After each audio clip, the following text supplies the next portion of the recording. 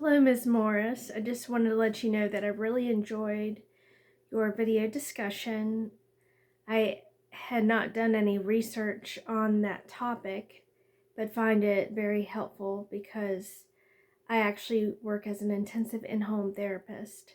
So I work with a lot of children, young children, and a lot of them actually do experience the challenges of ADHD along with their parents.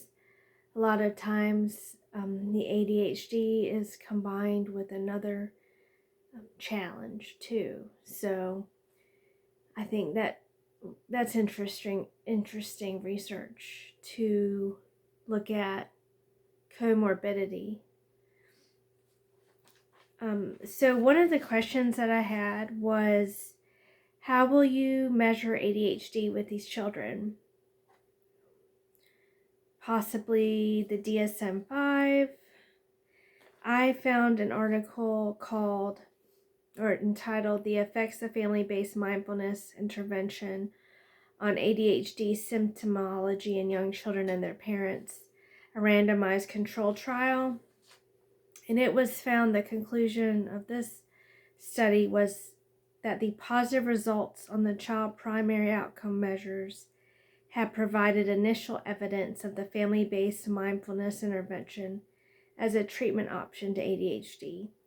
The reduction of parental stress and increase in psychological well-being has demonstrated the value of mindfulness in enhancing parent self-management.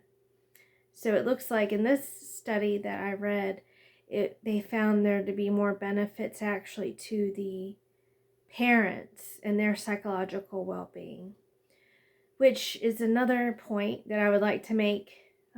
I've been working as an intensive in-home therapist. This will be my third year going on this year, and I'm seeing a pattern of a lot of times the parents' challenges and even ADHD are reflected in the children. So if the children, that's not always the case, but in the majority of the cases, there is something going on with the family. A lot of times a parent has ADHD or some kind of behavior that is contributing to the ADHD, maybe the parenting style, chaos, instability in the home. So that's another thing to consider. And then I have to point out with my study, it was actually, they studied Chinese families. So, I don't know if this may have an impact too, just based on cultural styles and preferences. And the study was mainly with male children.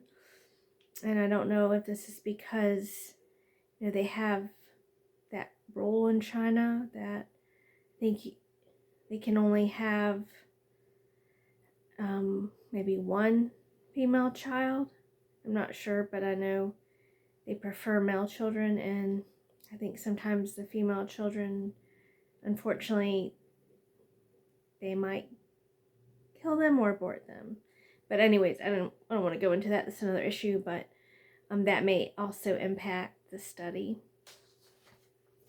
And then as far as Christian integration, I found an article actually focused on the family helping the ADHD child.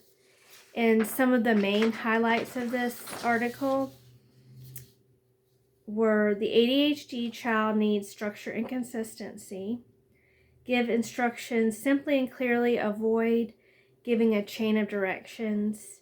Enforce rules and limits consistently and predictably with consequences appropriate for the violation, and offer praise and encouragement.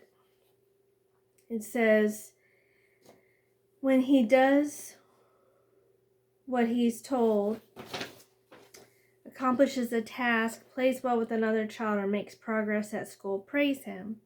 A special time of 10 or 15 minutes every day with one or both parents can allow some positive attention to be focused on him regularly. It also says he needs to know that you and others are on his team and always will be.